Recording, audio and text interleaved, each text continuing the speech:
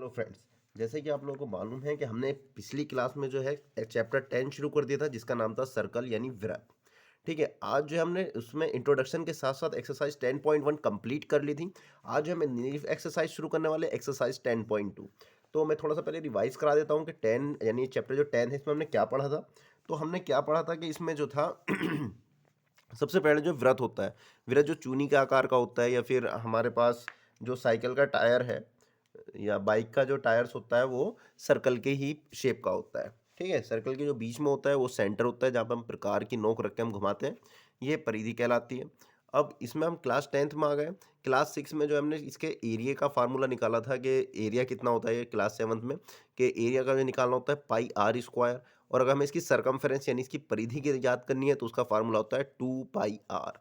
ठीक है, आर जो है इसकी रेडियस होती है। ठीक है, ये सब चीज़ें हमने 7 8 क्लास तक पढ़ लेते हैं। यहाँ पर हम यानी चैप्टर 10 में ये सब चीज़ें भी आएंगी लेकिन क्लास चैप्टर 12th में आएगी ये। अब हम जो है हम यहाँ पर वृत्त सर्कल के उसमें पढ़ रहे हैं। यहाँ पर हम टेंजेंट्स के बारे में पढ़ेंगे यानी स्पर्शी रेखाओं के बारे में।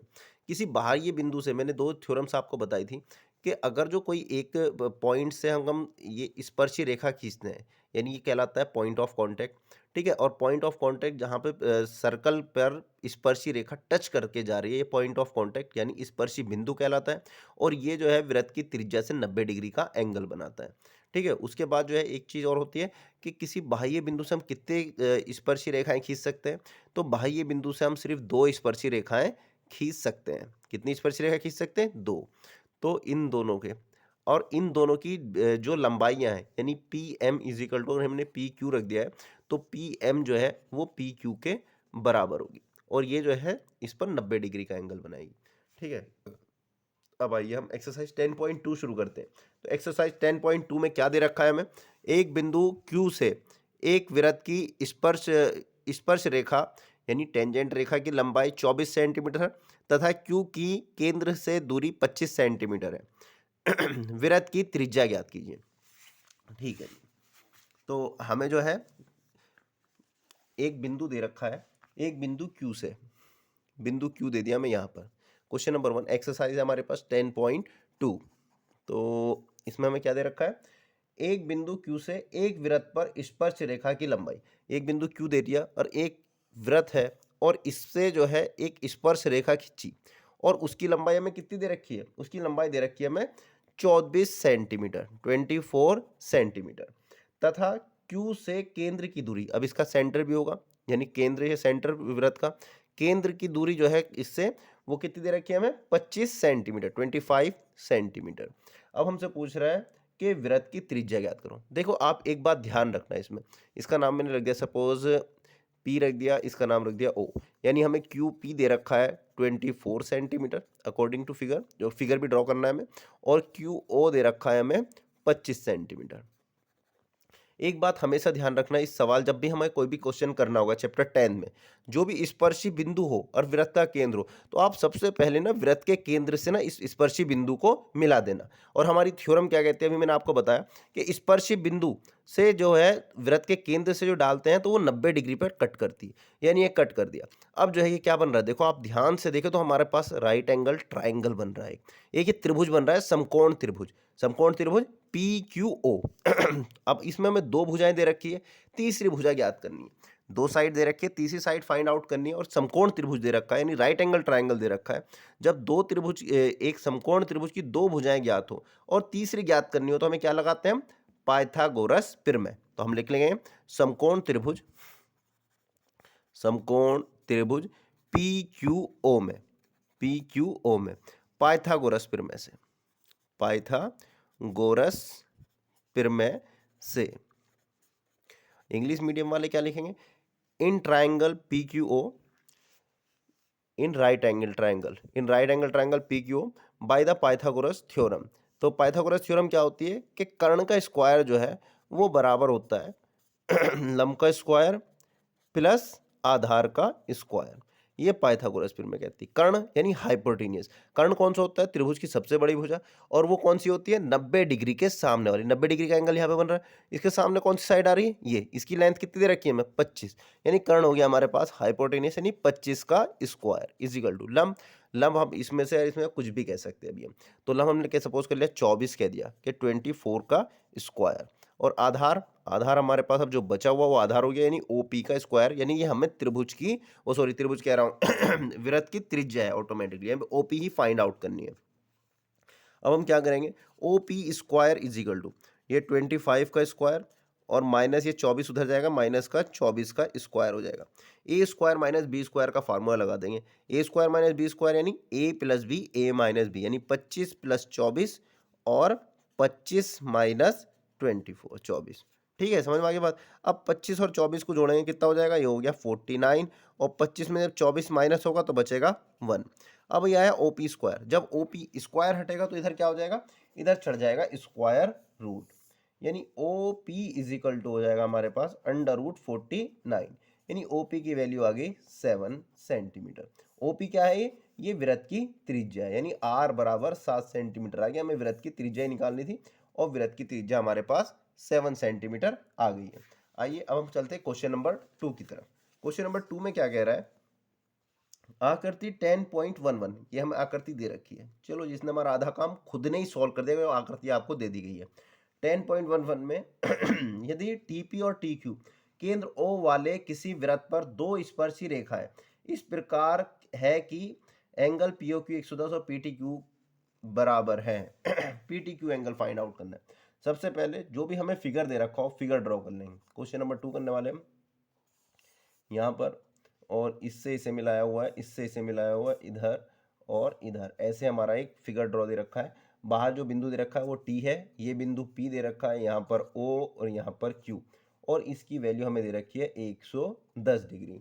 और हमसे फाइंड आउट क्या करवाया? P T Q, angle P T Q के आगे क्वेश्चन मार्क, यानी पी टी क्यू ये वाला एंगल पूछ रहा है।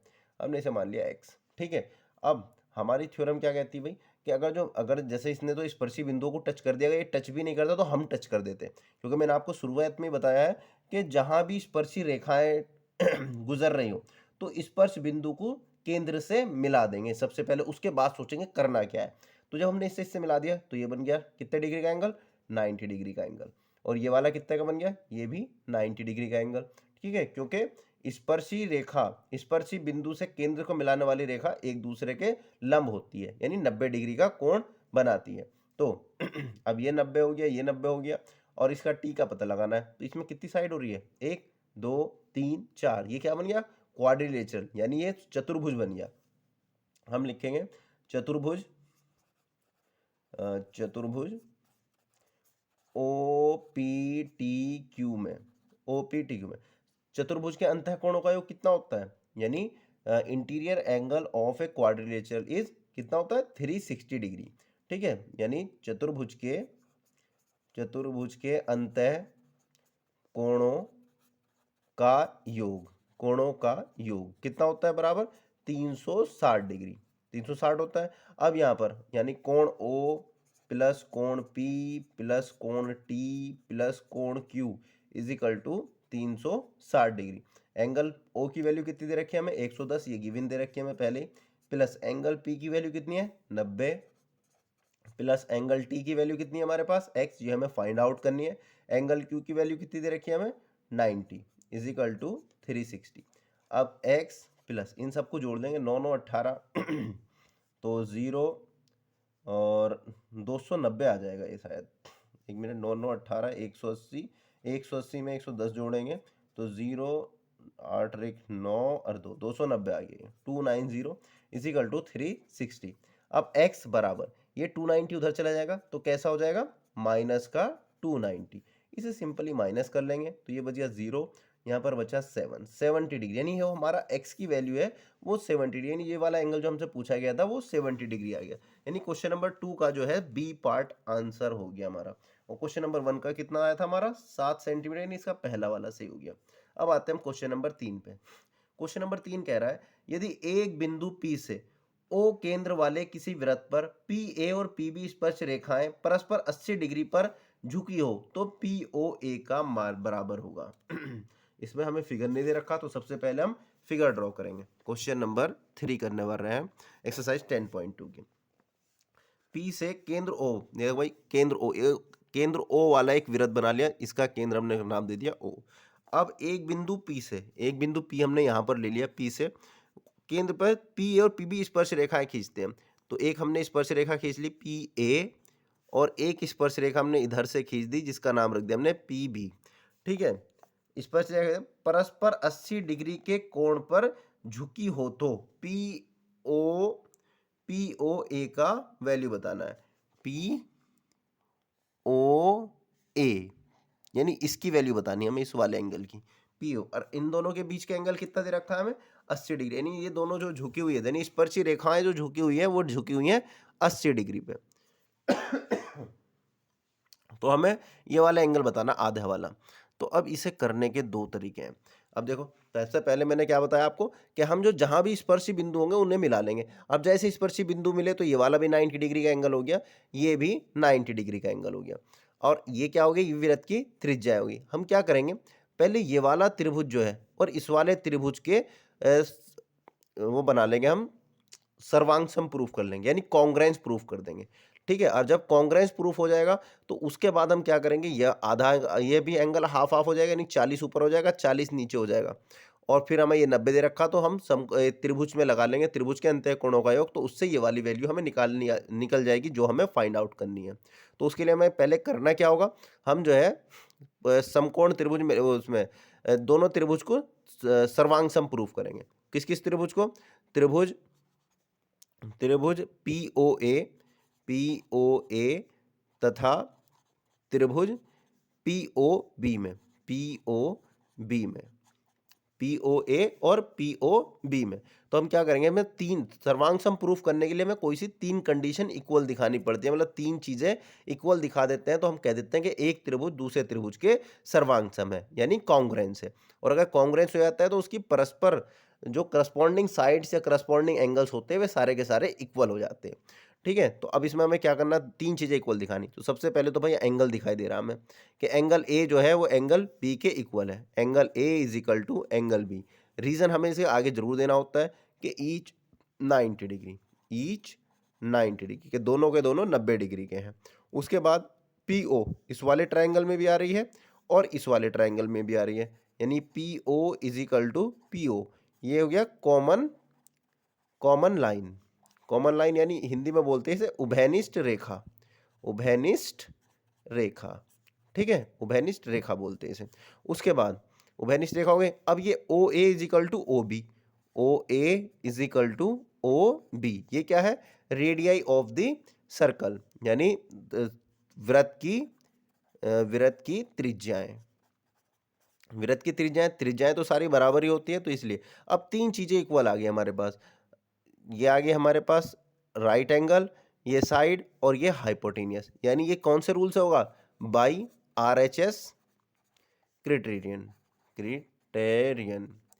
यानी बाई RHS रूल से क्या हो गया, ट्राइंगल POA जो है वो सर्वांग सम हो गया ट्राइंगल POB के। अब जब दो त्रिभुज सर्वांग सम हो जाते हैं तो उसकी परस्पर जो भुजाएं या कोण होते हैं वे बराबर हो जाते हैं, यानी हम कह सकते हैं कि ये वाला आधा एंगल जो है इस एंगल के बराबर होगा, ये जो एंगल है इधर वाला ये इस एंगल के बराबर होगा। तो हम क्या लिखेंगे, एंगल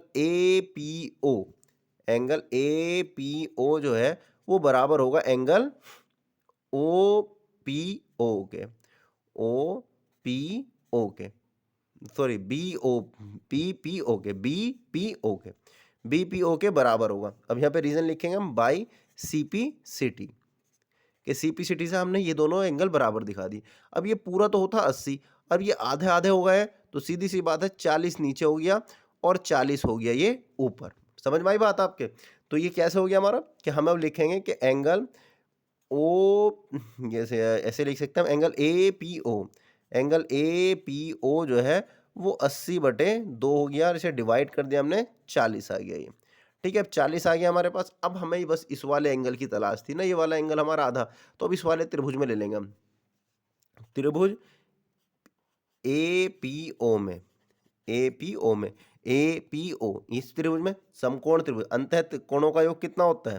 त्रिभुज के अंतः कोणों का योग, कोणों का योग, यानी sum of interior angle of a triangle is equal to 180 degree. 180। अब इसके एंगल्स हम लिखेंगे तो एक तो हो गया भाई एंगल ए से शुरू कर देते हैं हम, एंगल ए प्लस अब यहाँ पर angle APO plus angle APPO plus और दूसरा क्या बना POA, जिसे हमें जिसकी वैल्यू हमें फाइंड आउट करनी है, POA is equal to 180 degree. अब एंगल ए की वैल्यू कितनी है? 90 डिग्री, क्योंकि ये स्पर्शी रेखा से मिलता हुआ हमें वृत्त की केंद्र से स्पर्शी रेखा को मिलाया तो वो कोण कितना हो जाता है? 90 डिग्री। APO भी हमने फाइंड आउट किया है, कितना है? 40 डिग्री प्लस एंगल POA ये हमें फाइंड आउट करना है इज इक्वल टू 180 डिग्री। 90 और 40 को जोड़ देंगे, कितना हो जाएगा? 9 और 4 13, यानी 130 plus angle POA is equal to 180 degree, यानी angle POA is equal to 180 minus ये 130 इधर जाएगा तो कैसा हो जाएगा? माइनस का 130, यानी angle POA is equal to हो गया 50 डिग्री। यही हमसे वैल्यू पूछी जा रही थी कि इसका आंसर कितना होगा, तो वो आ गया 50 डिग्री। ठीक है, देखिए यहाँ पर ऑब्जेक्टिव टाइप में क्वेश्चन दिए गए हैं, जरूरी नहीं कि आपको इस तरीके के सवाल ऑब्जेक्टिव टाइप में मिले, ये जो है आपको पूरा सॉल्व करने के लिए आ सकता है, इसीलिए मैं आपको पूरा सॉल्यूशन करके दिखा रहा हूँ। नहीं तो ये डायरेक्ट भी अगर जैसे ऑब्जेक्टिव आए तो आपको डायरेक्ट करना है, ये जैसे प्रूफ करके नहीं दिखाना, फिर आपको आप डायरेक्ट करोगे कि जी ये बीच में जा रहा है ना, तो ये वाला एंगल इसके बराबर, ये इसके, ये 90, 9 और 4 हो गया 13, 123, और ये इसमें से 180 में से घटाएंगे तो 50। तो ये इतना लंबा करने की जरूरत नहीं है, ये सिर्फ मैं इसलिए बता रहा हूँ आपको कि अगर ये रिटर्न में आ जाए क्वेश्चन, अगर 2 मार्क्स का आ जाए, 3 मार्क्स का आ जाए, तो आपको ये पूरा एक्सप्लेन करके बताना है। ठीक है, अगर ऑब्जेक्टिव में आता है तो आप डायरेक्ट यूज करेंगे। ये थ्योरम जो है डायरेक्ट होती है कि जो हमारा स्पर्शी बिंदु होता है, बाह्य बिंदु से स्पर्शी रेखा को जब मिलाती है ना, तो केंद्र से जो वो जो केंद्र से जो लाइन उस पे मिलती है, बाह्य बिंदु से मिलती है, तो वे दोनों आधे आधे हो जाते हैं। मतलब जितना ये होगा ये बाइसेक्ट करती है, यानी समद्विभाजित कर देती है एंगल्स को।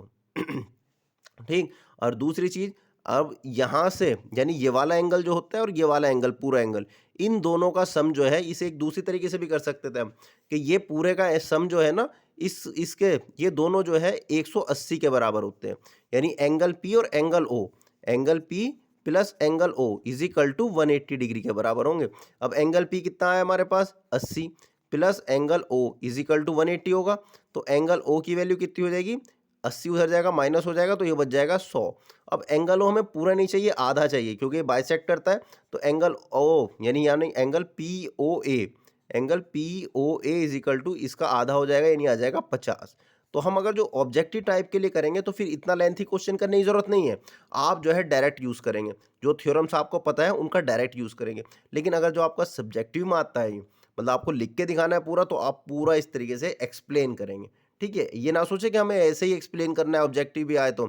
ऑब्जेक्टिव में सिर्फ आंसर टिक करना होता है आपको, तो आपको आंसर टिक करना है, आप कैसे निकाल रहे हो ये बताने की जरूरत नहीं है, बस फटाफट निकालो और आंसर लगाओ, ज़्यादा टाइम वेस्ट नहीं करना है।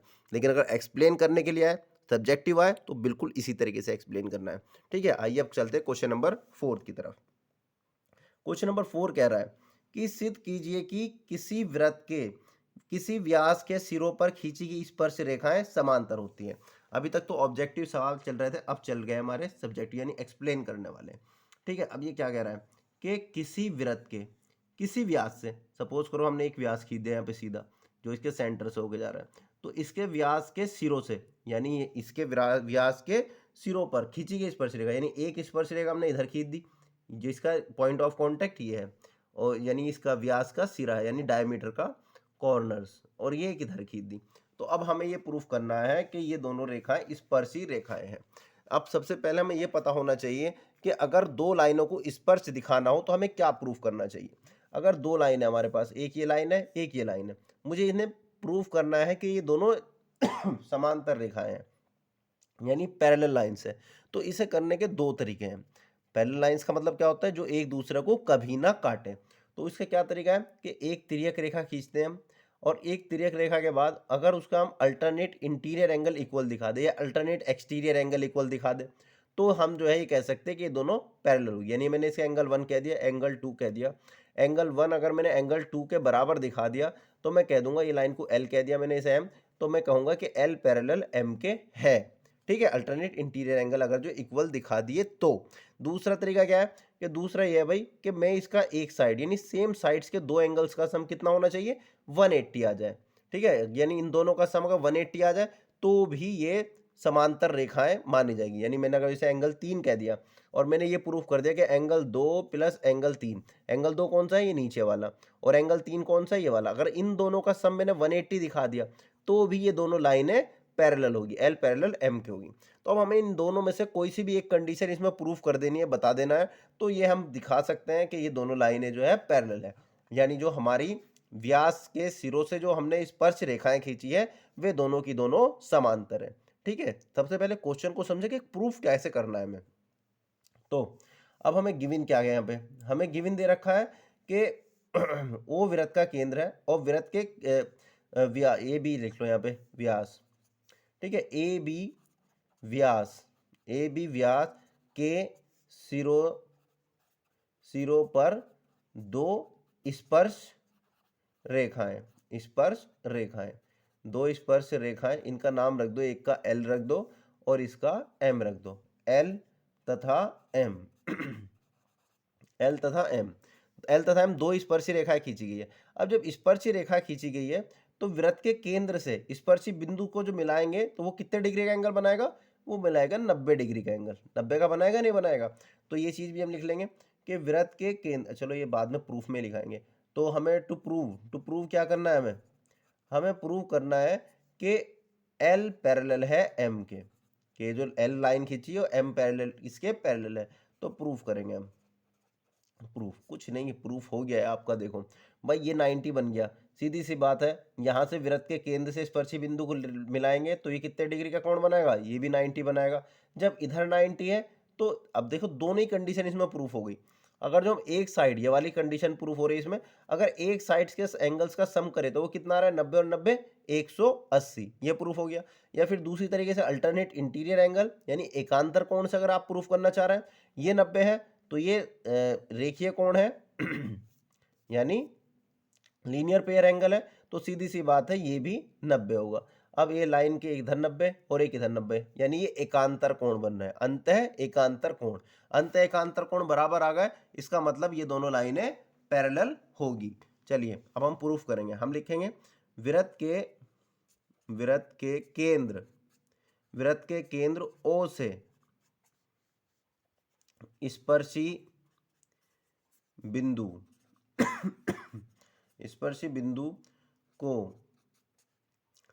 बिंदु A को मिलाने पर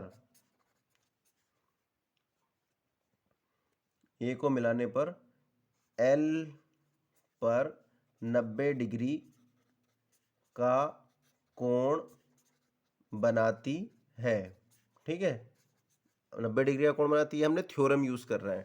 ठीक है, ये थ्योरम हम सब प्रूफ करेंगे लास्ट में, सबसे जब चैप्टर कंप्लीट हो जाएगा तो मैं सारी थ्योरम्स भी प्रूफ कराऊंगा। इसमें दो थ्योरम्स है जिसका हम ये यूज कर रहे हैं। तो ये 90 डिग्री का कोण बनाती है, इसका मतलब एंगल OA, और इसका यहाँ पे हमने नाम रख दिया P, angle OAP is equal to 90 degree. और इसी प्रकार जो है हम ये थ्योरम लिख देंगे OB, और यहाँ पे लिख देंगे हम Q। ठीक है, ये P लिख लिया हमने, यहाँ पे लिख लिया हमने Q, यानी एंगल OBQ ये भी हमने 90 डिग्री होगा।